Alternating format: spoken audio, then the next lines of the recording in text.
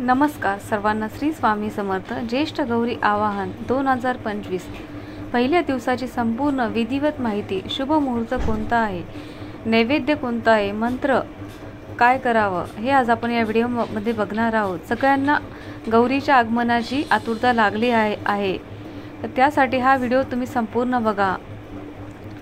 गौरी घरामध्ये कशा आणाव्यात, गौरी घरात घेताना कोणता मंत्र म्हणावा, गौरीचा सण हा 3 दिवस चालतो तर या 3 दिवशी आपल्याला काय करायचे आहे. गौरी आत घेण्यापासून शुभमुहूर्त, गौरी पूजनाचा शुभमुहूर्त, विसर्जनाचा मुहूर्त, ज्येष्ठ गौरीबद्दल संपूर्ण सविस्तर माहिती मी तुम्हाला आजच्या या व्हिडिओमध्ये पाहणार आहे. त्यासाठी व्हिडिओ हा शेवटपर्यंत नक्की पहा आणि हा व्हिडिओ आपल्याला मित्र परिवाराला नातेवाईकाला शेअर करा आणि चॅनलवरती तुम्ही नवीन असाल तर चॅनलला नक्की सबस्क्राईब करा. गणेश चतुर्थीला गणपती बाप्पाची स्थापना आपल्या प्रत्येकाच्या घराघरामध्ये झालेली आहे आणि त्यानंतर 2 ते 3 दिवसानंतर ज्येष्ठ गौरी आवाहन केलं जातं. अखंड सौभाग्य प्राप्तीसाठी घरात सुख समृद्धी नांदावी म्हणून ज्येष्ठ गौरीचं पूजन आपण करत असतो. भाद्रपद शुद्ध पक्षातील अनुराधा नक्षत्रावर ज्येष्ठ गौरीचे आगमन होत असते. ज्येष्ठ नक्षत्रावर पूजन केलं जातं आणि मूळ नक्षत्रावर गौरीचे विसर्जन केलं जातं.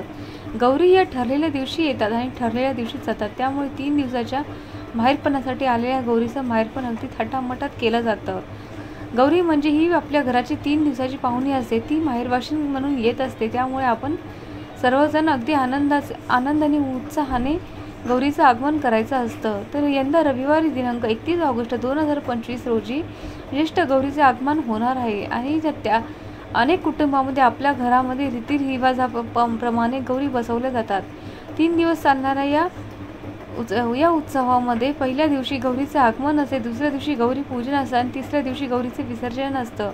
गौरी म्हणजे माता पार्वती आणि भगवान शंकर यांची पत्नी आणि विघ्ननाशक गणपती बाप्पा यांच्या माता. गौरी हे माता पार्वतीचे दुसरे नाव आहे. भाद्रपद महिन्यातील अनुराधा नक्षत्रावर ज्येष्ठ व कनिष्ठ गौरी आवाहन केले जातात. महाराष्ट्रामध्ये या सणाला महालक्ष्मी पूजन असेही म्हणतात. महालक्ष्मी ही समृद्धीची देवता असल्याने गौरीची पूजा करतात. एकदा भगवान विष्णू यांची पूजा आणि दुसरी भगवान शंकर यांची पत्नी व या दोघांनाही आपण लक्ष्मी म्हणून पूजेत का ॲड करावे. या दोन्ही गोष्टी देवी पार्वती देखील या गोष्टी म्हणून ओळखल्या जातात. तर या गोष्टी अनेक प्रकारच्या घरोघरी आगमन केले जाते. ज्यांना आपल्या घरी गौरी आणायच्या आहेत त्यांनी या शुभ मुहूर्तावर गौरी आणाव्यात. तर रविवारी 31 ऑगस्ट रोजी गौरी आत घेण्याचा शुभ मुहूर्त दुपारी 3:57 पासून सायंकाळी 5:25 शुभ दिवस आहे. म्हणजे साधारण दुपारी 4 वाजता सायंकाळी 5:30 वाजेपर्यंत शुभ दिवस आहे. या वेळामध्ये तुम्ही गौरी घरामध्ये आणू शकता.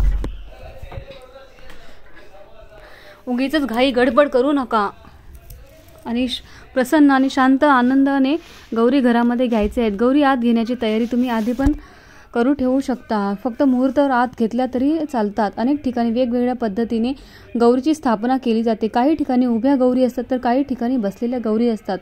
पण आपल्याकडे पूर्वीपासून जी परंपरा आहे, जी पद्धत चाललेली आहे त्यानुसार आपण गौरीची स्थापना करायची आहे. त्यामध्ये पण काही जणांकडे खड्याच्या गौरी असतात आणि काही जणांकडे मुखवट्याची पूजा करतात. अनेक ठिकाणी 5 लहान मडक्याची उतरंड रचून गौरीच्या मातीचा मुखवटा बसवतात. काही ठिकाणी धातूंच्या कोठ्यावर मुखवटा बसवतात. रूढीप्रमाणे मूर्तीला साडी नेसून अलंकार सजवतात. अशा प्रकारे भाग बदलला की थोड्याशा पद्धतीही बदलतात. त्यामुळे ठिकठिकाणची पद्धत ही थोडीफार वेगळी असू शकते. तुमच्या परंपरेनुसार तुम्ही जी पद्धत चालत आलेली आहे त्यानुसार तुम्ही करू शकता.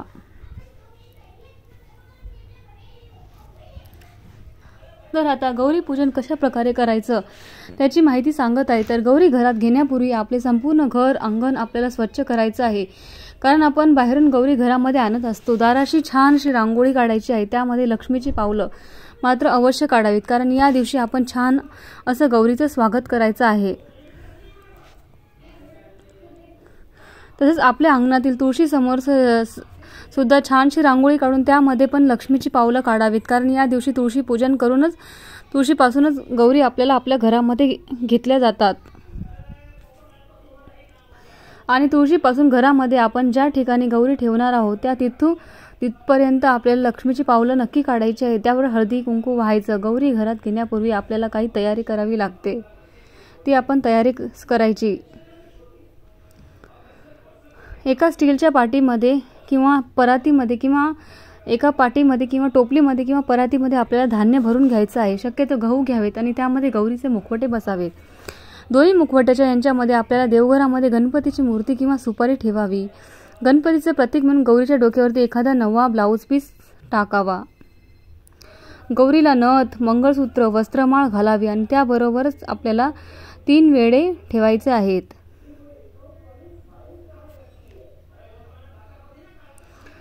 तीन वेळे मंगळसूत्र ठेवायचे. 2 गौरीचे, 1 गणपतीचा. प्रत्येक 2 विड्याची पाने घेऊन त्याच विड्यावर साहित्य ठेवावे.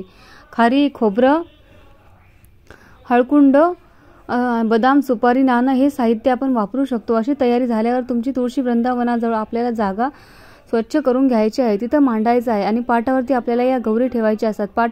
पाटाभोवती सुद्धा छान अशी रांगोळी काढायची आहे. आपल्याला आरतीचं ताट वगैरे तयार करून घ्यायचं आहे. त्यामध्ये हळदी कुंकू, अक्षता, 2 निरांजन, अगरबत्ती, कापूर, दूध, साखर, घंटा इत्यादी साहित्य असावं. अशी तुम्ही तयारी करून घ्यायची आहे.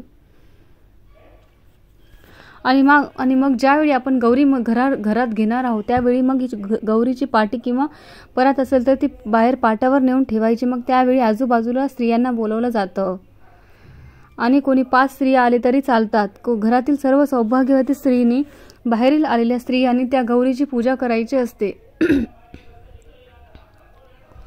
तर गौरीला हळदी कुंकू, अक्षता, दूध, साखरेचा नैवेद्य दाखवून आरतीने ओवाळलं जातं. धूप दीप ओवाळला जातो. त्याबरोबर मागे जी तुळस आहे त्या तुळशीचे देखील आपल्याला पूजन करायचं आहे. तुळशीला आपण हळदी कुंकू, अक्षता वाहायचं आहे.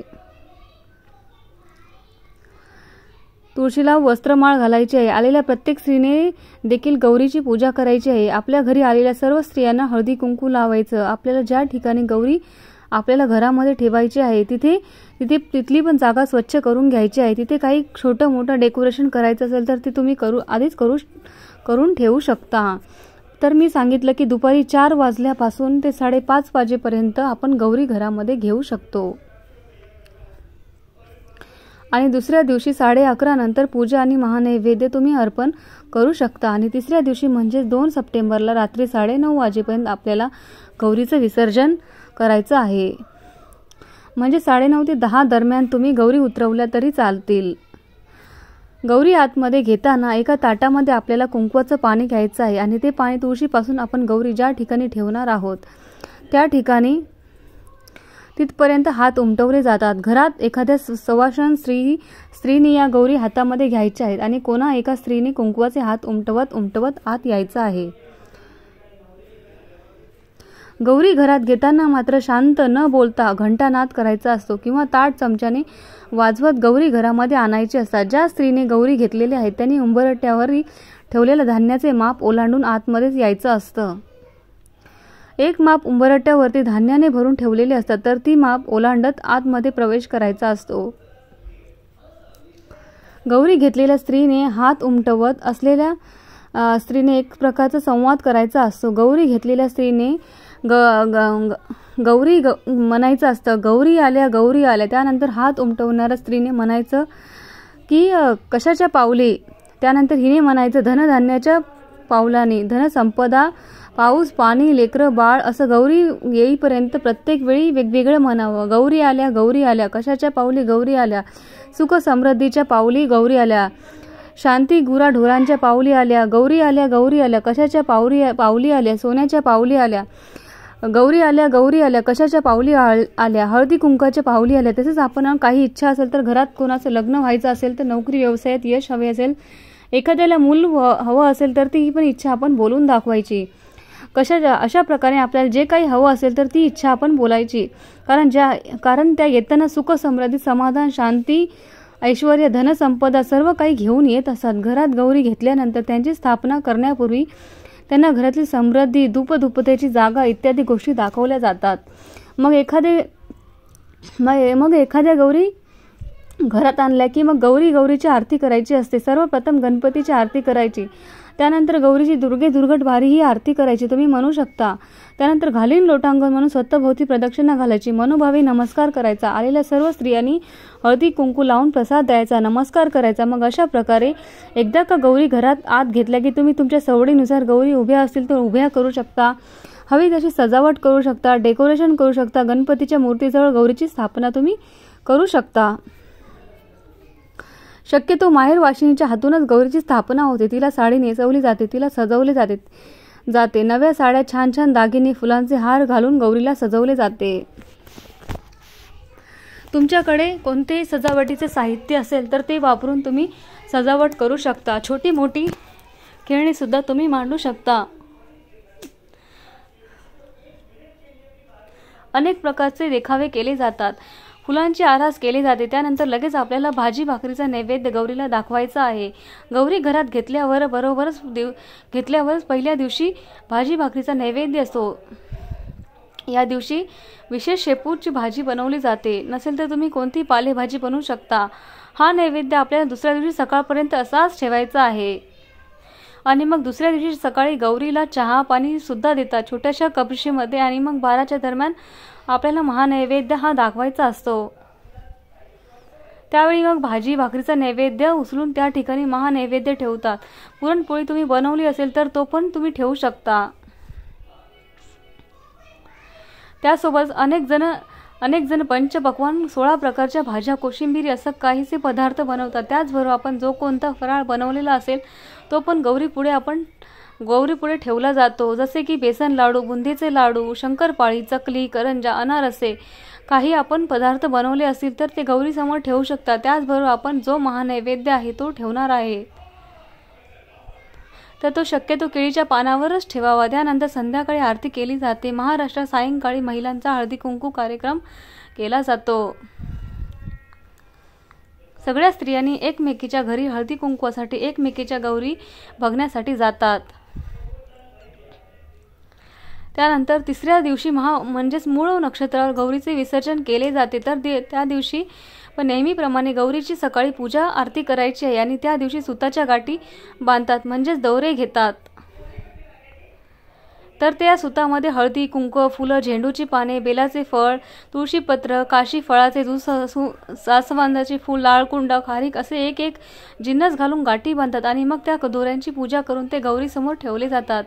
तिसऱ्या दिवशी गौरीला शेवाची खीर, कानवल्याचा नैवेद्य दाखवतात.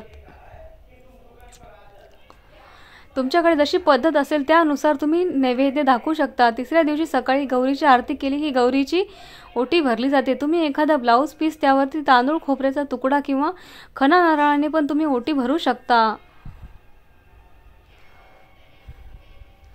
या दिवशी सुवासिनीची पण ओटी भरली जाते. दोरे घेण्यासाठी किंवा हळदी कुंकवासाठी आपल्याकडे ज्या स्त्रिया येतील त्यांची चिरमुरे आणि त्यामध्ये काही खोबऱ्याचे तुकडे असतात